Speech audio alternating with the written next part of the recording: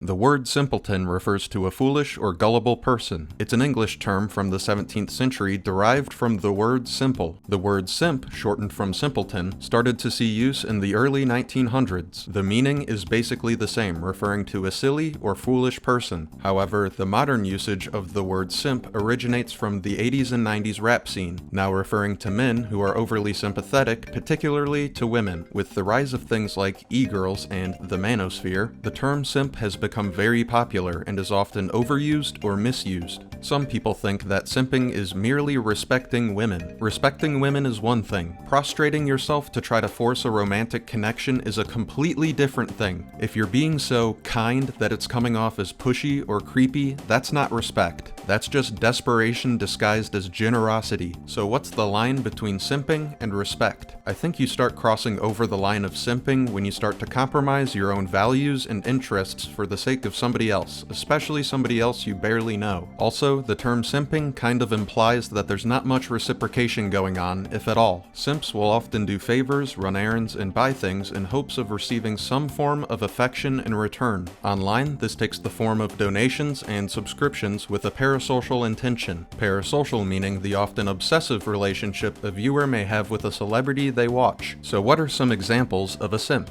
In fiction, you have characters like Morty from Rick and Morty and Brock from Pokimane. Excuse me, could you tell us where the Pokemon Center is? Pokemon Center? Forget the Pokemon Center, I'm Brock. I'm new in town and I'm free for dinner tonight. You look hungry. Pick a place, any place at all. I think she has reservations about dinner. While these are good examples, they are just cartoons. As far as simping in the real world goes, there really aren't that many well-documented figures. There are lots of one-off examples of simp behavior all over the internet, but I'm looking for more of an open book example of a simp. Dallas Galley is largely known for shooting hot glue in his pants while hugging a Twitch streamer. But I met a girl who's a streamer. I went up to her, I hugged her, and I came in my pants. Wow. Hug her. I think you need to get laid a little more often. Exactly. At first glance, Dallas may seem like the perfect example of a simp. He truly is built different though. He comes off as completely unabashed about his behavior. Even though he says some wild things, he's still more socially comfortable than a lot of the simps who are more reclusive. He also says he doesn't watch adult content and hasn't relieved his tension in about a decade. 11 years? Yeah, getting there. Wait, yeah. Why? Why? I don't know, I just stopped doing it. Sociability and self-control are not common traits of a simp. Dallas may be awkward, but he's not a hermit. What he does have in common with other simps is donating to streamers he's infatuated with. I'm in a bit of a silly, goofy mood today. Fresh off my 2-day depression. Thank you for the 5 gifted, Pablo. Appreciate it. OMG, you love Pokistop. So, is this a nice message? I think they wanted to, but they got a little bit lost throughout the way. Also, I have to say, since he doesn't relieve himself, it makes a bit more sense as to why he would spill his Alfredo while hugging a streamer. When compared to others, Dallas is actually one of the more well-adjusted simps out there. An older example of documented simp behavior would be Skippy. I just sit there with girls sometimes on dates you're the cutest, you're the sweetest, you're the best. Let's cuddle. You want to cuddle? I made out with Skippy for 3 minutes. And all I got was this lousy t-shirt. Skippy has been talked about by some big channels over the years, like H3H3 and Abba and Preach, for example. What really surprises me is he went on Fresh and Fit over a year ago. Right now, I'm not looking to get married, only from the perspective that I finally realized that I want to, that it is a better process, and that I'm not just thinking oh, hey, I'll date, I'll find the right girl, and then we'll just figure it out somehow. It's no, I probably should be stable and have a job and not be in tons of debt. And so I'm not going on tons of dates right now, not because I don't have the internet to be able to ask girls on Tinder on dates, but because it's okay, crap, need to get this stuff in line. You know? I actually love that because, I think it's good. Like, a man needs to have his shit together before he takes a girl out. For anyone who's really struggling, putting yourself and your future first is probably the best thing you can do. Skippy also says on the podcast that he's been clean from opioids for over 4 years. Both Dallas and Skippy still have a lot of work ahead of them, but I have hope, and I'm rooting for them. Although they've both been widely mocked on the internet, the fact that they're willing to do interviews and go on podcasts already puts them in a better social position than the more reclusive simps. That is to say, this is only the tip of the iceberg. The phrase tip of the iceberg fits quite well here. Due to the often isolated nature of simps, information is scarce. What we do know is that it's not that uncommon for Twitch streamers, especially women, to have stalkers. I'll get back to that later, but it's important to note how far gone things can get. So how does one find themselves in the position of a simp? What is the simp psychology? The studies and articles about the current state of our communication skills are largely conflicted, which makes sense because sociability isn't the easiest thing to scientifically measure. What is clear though is that children are spending more and more time on social media, and they often have little to no guidance as to how to navigate the internet. Spending time on Twitter or Facebook isn't the same as developing the skill of speech. Think about the concept of phone anxiety, where people may be too anxious to make or receive phone calls. It's not all that uncommon for somebody to refuse calling a restaurant to place their pickup order. If there's not a way for them to place their order online, they'll get their food from somewhere else. Now, do you think this kind of person would be at all comfortable with expressing romantic interest face to face? Plus, people's social hangups can go far beyond phone anxiety. Loneliness and mental health problems are on the rise, as is social media addiction. Sites like OF and Fansly use similar psychology as loot crates in video games. The anticipation and mystery before unlocking the content is what draws in customers. This video, The Surprising Psychology of OF Simps, does a great job of explaining this, and I highly recommend it. The constant feeling that one has on Only is kind of like the one that you might get if your phone buzzed with a text or someone sent you a snap video, but you couldn't open it. There's mystery, you're thinking about it, and that creates anticipation. You can contrast this with X-rated websites where every mystery is immediately revealed. This kind of marketing will entice a user, but what gets them to stay? The mere exposure effect is a psychological phenomenon by which people tend to develop a preference for things merely because they are familiar with them. This is why you might like a song more the more you listen to it, or why a simp would become particularly attached to a specific content creator. The familiarity is not just with the streamer, but their community as well, often creating a culture of impulsive subservience. A few defense essentials and some cash to ensure that no amount of financial tampering can hinder your resolution. Financial tampering? Bro! She owns a gas station and shit, bro! She's like a multi-business empire builder! It's a bit like an echo chamber, except there's romantic attachment on top of parasocial behavior. These communities are basically socially quarantined collectives for the reclusive, where acceptance can be bought and there's no reason to grow further, just empty subservience. So what separates a streamer who has a simp audience from one who doesn't? My general rule of thumb is, the more you make it about yourself, the worse it gets. Take the streamers Anna Cramling and Amouranth for example. Anna is a professional chess player who's the daughter of 2 grandmasters. Do I think she's attractive? Yes. Would I watch her content if she didn't play chess? No. That's not to say people don't simp for Anna. I'm sure there are people who do, but the intent behind her content is to focus on chess. Amouranth, on the other hand,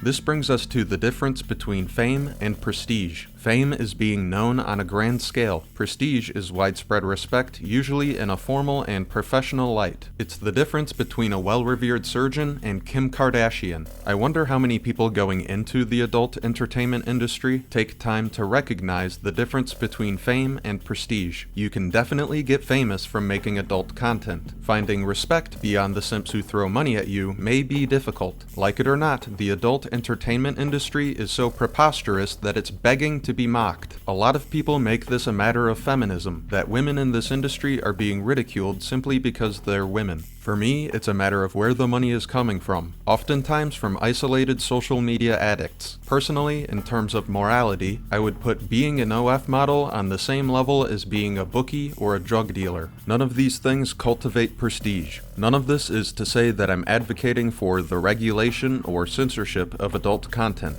What I do care about is personal responsibility and awareness. This is a Michigan State University article from 2019. Excessive social media use is comparable to drug addiction. Bad decision-making is a trait oftentimes associated with drug addicts and pathological gamblers. But what about people who excessively use social media? New research from Michigan State University shows a connection between social media use and impaired risky decision-making, which is commonly deficient in substance addiction. They only had 71 participants, which is low, but it's still interesting research. The participants took a survey that measured their psychological dependence on Facebook, and then were asked to do the Iowa gambling task. The task gives the participant an imaginary amount of money to gamble with. Then they are given 4 different decks of cards to choose from. When you draw a card, you have a chance to gain money or lose money. What the participants aren't told is that there are good decks and bad decks. The good decks have higher reward likelihood, lower penalty costs, but lower reward amounts. The bad decks are the opposite, with lower reward likelihood, higher penalty cost, yet higher reward amounts. Even though the bad decks have higher rewards, the higher penalty cost and lower chances of winning outweigh the gains. Regularly choosing the bad decks is associated with impaired risky decision-making. Meshi and his colleagues found that by the end of the gambling task, the worse people performed by choosing from bad decks, the more excessive their social media use. The better they did in the task, the less their social media use. This result is complementary to results with substance addiction. With so many people around the world using social media, it's critical for us to understand its use. I believe social media has tremendous benefits for individuals, but there's also a dark side when people can't pull themselves away. We need to better understand this drive so we can determine if excessive social media use should be considered an addiction. The Iowa gambling task uses the concept of variable reward. Variable rewards are very effective at establishing new behavior, good or bad. Slot machines are probably the most clear-cut example of this concept. Because you're not sure what outcome you're going to get, but there's a chance you could win a lot of money, the mystery and anticipation keeps people pulling the lever. On social media, this would translate to somebody continuously posting to Facebook or Twitter, doing so in hope of getting more likes and attention than usual. This is from the California State University article, The Growing Case for Social Media Addiction. Overuse of social media is much more problematic in children because their developing brain is more malleable. By the time we reach adolescence, our reward system begins to be more activated and develop faster. Not so for our self-control though. This system isn't fully developed until the age of 21. When children are exposed to social media, they can overstimulate their reward center and increase their reward responsiveness. He found that excessive and addictive use was associated with structural changes in the brain. In fact, the brain's reward system was actually smaller. A smaller system can process associations much faster. Society and academia push the use of technology to create efficiency, but at the same time, we need to understand the potential negative effects. To some extent, it's like wine. It's okay to use a little bit, but when it becomes too much, it creates problems. When we use technology, we need to create boundaries around its use. So, as far as I can tell, the children who are growing up overusing social media are essentially being primed for addictions of all sorts. Social media addiction can have a sort of cyclical nature. The less socially developed you are, the more likely you may be to use social media as a crutch. The more you use social media as a crutch, the less likely you'll be to gain experience with face-to-face communication. This resembles a negative feedback loop. When you throw in perceived romantic connection into the mix, it's a recipe for parasocial disaster. The more traditional adult entertainment industry already had its issues. Adding in variable reward akin to gambling hooks and the ability to essentially buy a perceived relationship will continue to bring social media addiction to new heights. With all that said, it's important to note the dangers don't just lie on the viewer. My life has honestly been insane for the past year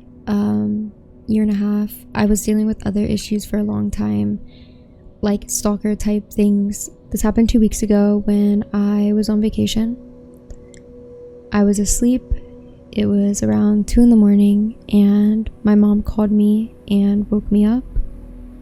She was crying and I knew something really bad had happened.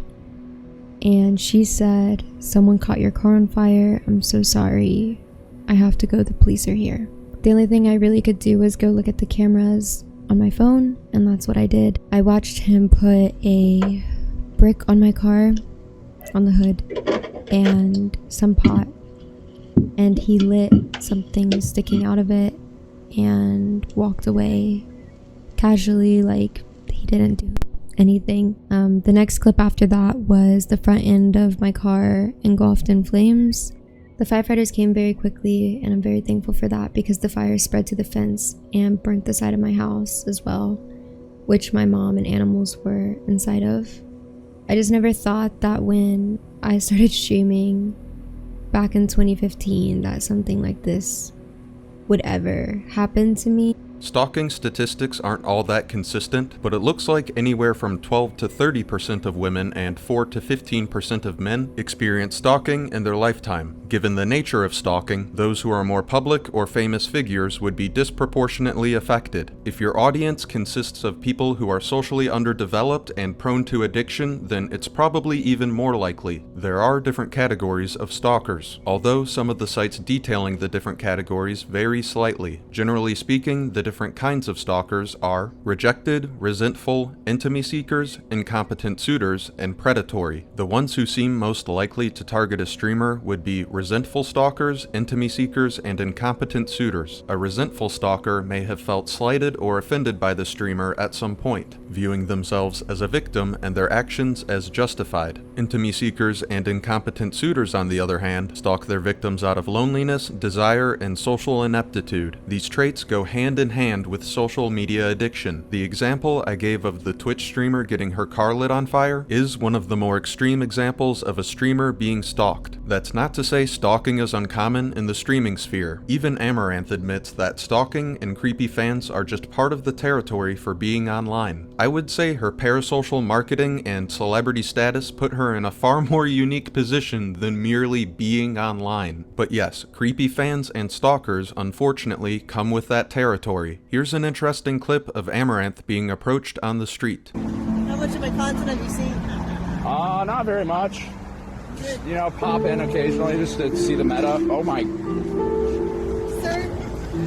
I don't think these guys are stalkers, I think they just ran into Amouranth, but pulling your phone out to film somebody you recognize isn't the classiest move. That's not really what I want to focus on here, though. She asks how much of her content this guy has seen. When he says, not very much, she says, good. There are probably a number of ways to interpret this, but I think these two are the most likely. She either, for this specific instance, feels more comfortable knowing the person who's approaching her isn't a superfan, or she understands in general over-consuming that kind of content isn't healthy. Either way, it's certainly not an endorsement of her product. Amouranth and streamers in general often don't want to have anything to do with their simps other than the transactional interactions online, which makes perfect sense for the sake of privacy. Even though many people market to the simp demographic, no one really preaches the simp lifestyle as a philosophy. If you Google simp advice, all of the results are telling you how to not be a simp, not how to be the best simp possible. Even if you Google how to be a good simp, the first result seems either backhanded towards simps or satirical, the second result is how to acquire simps, and then the rest of the results are, once again, on how to stop being a simp or how to deal with simps. The negative connotation behind the word simp is probably a big factor in these results, but I believe that negative connotation is more than understandable. To be in the position of a simp is to be taken advantage of in a rather pathetic manner. Having wealth is usually seen as a good thing in the dating scene. Throwing money around irresponsibly because it's the only way you can get romantic attention is not seen as attractive. One of the few people to actually advocate for simp behavior is Pokimane.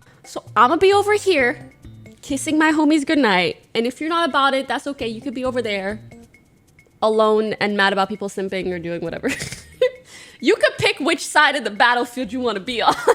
Here she's going through unban requests, where people who have been banned from her chat try to make a case as to why they should be allowed back in. I came here to check the Simpson chat. Simp, you're a simp. I was going through a simp hunting phase. It was just a phase.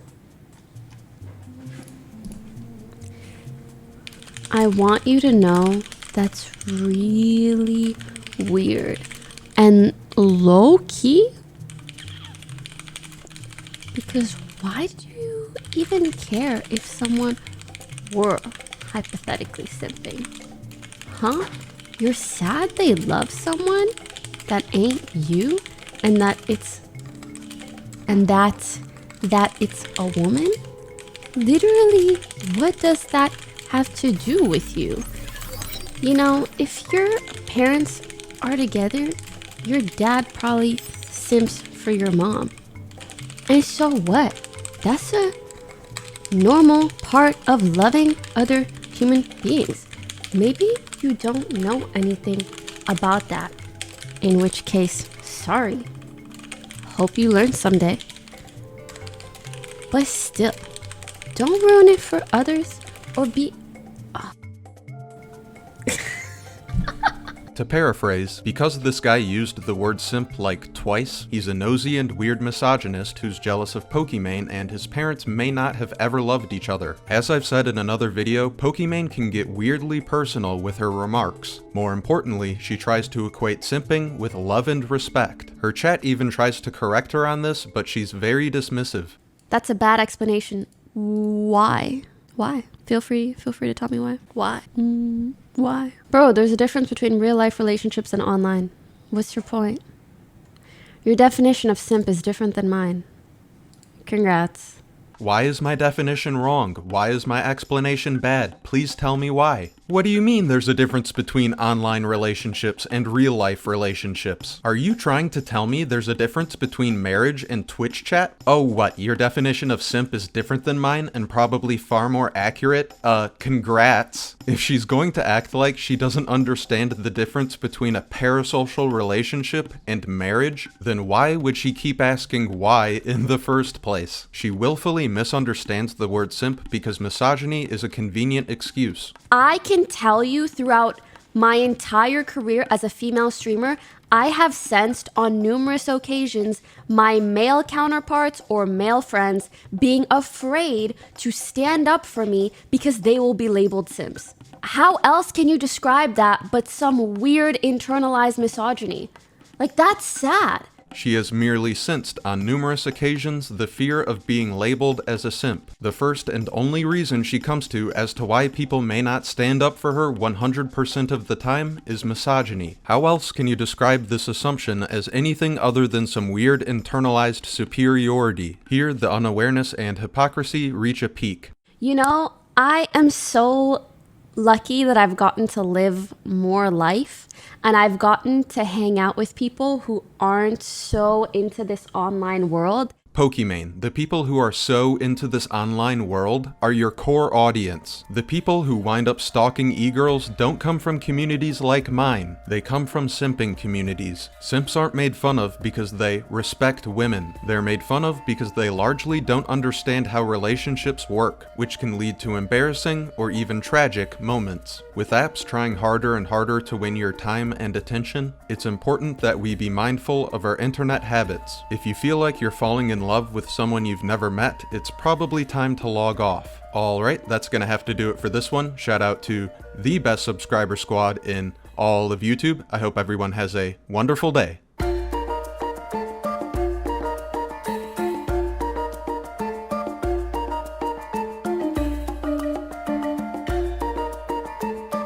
Doing my job as trustee and fighting organized crime are one and the same. You think that you're in heaven, you're in hell.